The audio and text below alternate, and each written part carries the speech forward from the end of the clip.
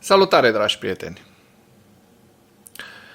Nu o să fac prea mult referire la alegerile din Germania astăzi, pentru că s-a vorbit foarte mult despre ele, doar o să menționez faptul că mă bucur foarte mult că mesajul lui Elon Musk a dăunat mai mult AfD-ului german, partidului de extremă dreaptă german, decât l-a ajutat și iată că Germania nu alege extremismul, așa cum spera echipa lui Donald Trump, echipa lui Krasnov, în Germania. Astăzi, 24 februarie 2025, vorbim despre Ucraina, pentru că Ucraina împlinește 3 ani de rezistență eroică pentru a-și putea păstra valorile europene și identitatea națională. Au fost 3 ani grei de suferință și multe sacrificii. Mulți spun inutile. Eu nu cred asta și o să-i contrazic astăzi cu argumente. Anul trecut a apărut un raport desecretizat al unor documente rusești FSB puse la dispoziție de către spionajul ucrainean în colaborare cu cel occidental. Știm foarte bine care era planul lui Putin de distrugere a națiunii și a poporului ucrainean, dacă erau zeci de mii de oameni pe listele FSB-ului, era întreaga elita Ucrainei care trebuia distrusă. Recunoaștem acest tipar sau suferim și noi de amnezie istorică, precum americanii? Dacă am uitat de cei 600.000 de părinți și bunici întemnițați în pușcăriile comuniste de după cel de-al doilea război mondial, întemnițați cu ajutorul Rusiei, la cererea Rusiei, la cererea sistemului bolșevic, care a distrus România în următorii 40 de ani, ar trebui să știm, să citim măcar tiparele declarațiilor, sceleraților care au pus sutele de oameni pe listele lor fasciste, la extremiștii de dreapta români, care își spun astăzi suveraniști. La Kiev are loc o conferință de presă a lui Volodymyr Zelensky. Este o conferință mare, importantă, cu zeci și zeci de jurnaliști. Vă dau câteva dintre declarațiile de aseară a președintelui Zelensky, care spunea: mâine este un eveniment de cotitură, adică astăzi este evenimentul de cotitură, la Kiev va avea loc summit cu partenerii a 13 țări, parteneri care vor ajunge fizic și 24 de țări care se vor alătura online. Zelensky spune: sunt gata să renunț la funcția de președinte dacă asta garantează pacea pentru Ucraina. Ucraina, Europa, Statele Unite și Rusia sunt părțile participante la negocieri, nu așa cum crede Trump, că doar el împreună cu Putin vor stabili, vor trasa o hartă ca acum 50-60 de ani. Ucraina a primit 100 de miliarde de dolari ajutor din partea SUA, nu 350 de miliarde, așa cum spune Trump. Nu recunosc datoria de 500 de miliarde de dolari, această cifră nu corespunde realității, mai spune Zelensky. Nu recunosc nici datoria de 100 de miliarde de dolari. Am convenit cu Biden că 100 de miliarde sunt o subvenție. O subvenție nu este o datorie, clar. Ermac, consilierul lui Zelensky, discută acum cu partenerii americani, au stabilit că nu există nici o datorie de 500 de miliarde de dolari și nici dobânzi. Avansăm. SUA, în cadrul acordului privind resursele minerale, doresc să obțină o suprataxă de 100% pentru ajutorul acordat Ucrainei. Zelensky spune: nu sunt dispus să semnez ceva ce va trebui să plătească zeci de generații de ucraineni la rând. Avem mare nevoie de garanții de securitate din partea lui Trump. Cred că el este cel care ne va ajuta să încheiem războiul. Trump nu va fi președinte pentru totdeauna, dar noi avem nevoie de pace pentru mulți ani. Pe drum spre Ucraina sunt ajutoare militare și echipamente în valoare de 15 miliarde de dolari. Vreau ca acordul nostru cu SUA să fie fără scandaluri. Despre ajutorul din partea SUA nimic nu a fost oprit, dar nici nu s-a anunțat nimic nou, mai spune Zelensky. Nu m-am supărat pe Trump pentru că m-a numit dictator. Vom continua să trăim cumva cu America. Nu voi fi dictator, am fost ales. Numai cine este dictator se supără când îi se spune dictator, aviz lui Putin. După încheierea legii marțiale vor avea loc alegeri. Pentru mine, cel mai important este ce cred ucrainenii despre mine, spune Zelensky. Nu putem încheia acest război săptămâna aceasta și fără garanții de securitate pentru Ucraina. Avem nevoie de încă 20 de sisteme Patriot. Costul acestora este de 35 de miliarde de dolari. Nu au existat indicii că SUA ar putea opri ajutorul pentru Ucraina la un moment dat. SUA nu înseamnă doar bani, sprijinul politic și sancțiunile sunt la fel de importante.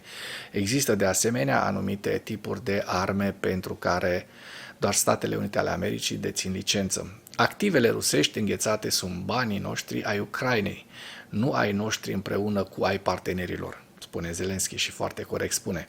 Deconectarea noastră de la Starlink ar fi o greșeală. Mii de sisteme sunt folosite în spitale, grădinițe, școli. Fără Starlink va fi dificil, este o provocare umanitară pentru noi. Noi plătim pentru acest serviciu Starlink și mulțumim partenerilor Polonia și Germania care îl finanțează. În prezent, conform sondajelor oficiale în care toată lumea are încredere, 65% dintre ucraineni au încredere în mine. 4% sunt dezinformare a la Krasnov. SUA insistă asupra încetării focului fără a oferi garanții de securitate. Noi însă cerem mai întâi garanțiile de securitate. Garanțiile de securitate înseamnă aderarea la Uniunea Europeană și finanțarea de către Occident a armatei ucrainene la un nivel de 800.000 de soldați, precum și prezența unui contingent străin pe teritoriul Ucrainei. Nu avem nevoie de garanții de securitate din partea Rusiei, pentru că nu avem încredere în ele. Nu putem pur și simplu să-l credem pe Putin pe cuvânt că nu va veni din nou aici cu trupe. Anul trecut, Ucraina a produs 2,2 milioane de drone. Deci acestea sunt lucrurile pe care le-a spus Zelensky aseară și astăzi o să urmărim foarte atent ce se întâmplă la Kiev. Subiectele principale ale analizei noastre de astăzi sunt Arnul Musayev, fostul șef al KGB-ului din Kazahstan, face niște dezvăluiri despre Donald Trump, alias Krasnov. Rusia se bazează din ce în ce mai mult pe Iran și Coreea de Nord pentru a sprijini războiul împotriva Ucrainei, spun analiștii de la Institutul pentru Studiul Războiului. Președintele Comisiei Europene și șeful Consiliului European au sosit la Kiev. Aș adăuga că printre cei 13 oficiali la această întâlnire de la Kiev este și președintele interimar al României, Ilie Bolojan. Ziua 1097 a războiului din Ucraina.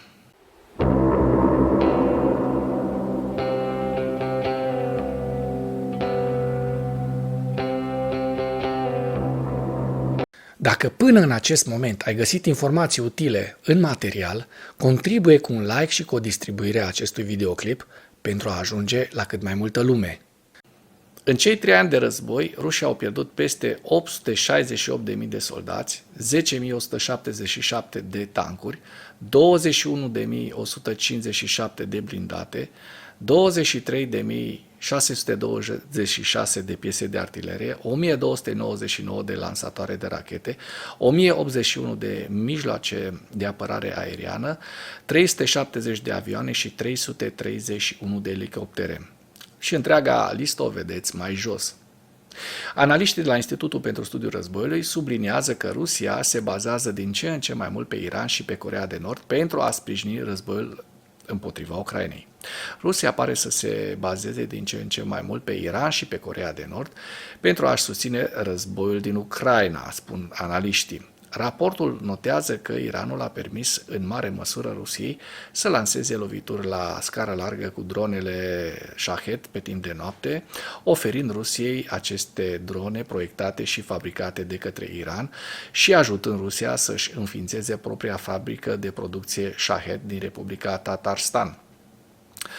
Așa a declarat șeful Direcției Principale de Informații Militare a Ministerului Apărării al Ucrainei, general locotenentul Kirilo Budanov, pe 23 februarie, în cadrul forumului Ucraina anul 2025, din 23 februarie. Potrivit acestuia, jumătate din muniția Rusiei provine din Coreea de Nord, iar nord-coreenii, au început livrările pe scară largă de monturi de artilerie autopropulsate de 170 de mm și sisteme de rachete cu lansare multiplă de 240 de mm. Budanov a adăugat că Coreea de Nord intenționează să furnizeze Rusiei 148 de rachete balistice în 2025. Este sau nu Donald Trump agentul Rusiei pe nume de cod Krasnov, despre care Alnur Musaev, fostul șef al KGB-ului din Kazakhstan, face dezvăluiri? În acest moment, sincer, nu știu ce să vă spun, pentru că nu au apărut și alte dovezi decât declarația acestuia scrisă pe Facebook. Și aș pune în discuție că poate omul nostru, Musaev, vrea să se afirme și totuși, cu această dorință de a se afirma, riscă foarte, foarte mult cu aceste dezvăluiri, pentru că știm foarte bine ce i s-ar putea întâmpla. Chit că Kazakhstanul nu este Rusia, dar brațul lung al Rusiei a apărut din acest punct de vedere în locuri mult mai îndepărtate precum Marea Britanie sau chiar Statele Unite ale Americii. În orice caz, Trump se comportă ca și cum ar fi omul Rusiei prin ultimele sale declarații referitoare la Zelensky și la Ucraina. La Zelensky ne aducem foarte bine aminte că l-a făcut un dictator, că nu vrea pace, iar la Ucraina, că Ucraina a dat de înțeles că datorează Statelor Unite ale Americii niște sume imense și că nu se poate descurca singură și tot felul de bazaconii pe care le-a tot amintit Trump. S-a comportat exact ca și un avocat al cauzei rusești și ieri am văzut și la ONU, la sediul ONU, rezoluția care a refuzat, Statele Unite au refuzat să numească Rusia stat agresor. Deci, Donald Krasnov Trump se comportă precum un spion sau un agent de influență a Rusiei. Președintele Comisiei Europene, Ursula von der Leyen, și președintele Consiliului European, Antonio Costa, au sosit la Kiev în dimineața zilei de 24 februarie. Discurs direct al președintelui Consiliului European, care spune că în Ucraina, despre Ucraina, cu Ucraina, foarte corect. A postat și o fotografie din gara Kiev cu Ursula von der Leyen. Ursula von der Leyen spune la rândul ei, la cea de-a treia aniversare a invaziei brutale a Rusiei, Europa este la Kiev. Suntem astăzi la Kiev pentru că Ucraina este Europa. În această luptă pentru supraviețuire nu este în joc doar soarta Ucrainei, este soarta întregii Europe. La orele 11 la Kiev are loc un summit organizat de Zelensky, la care participă și președintele României, Ilie Bolojan, așa cum vă spuneam, alături de alți 12 șefi de state și oficiali prezenți în sală și alți 24 care vor fi online.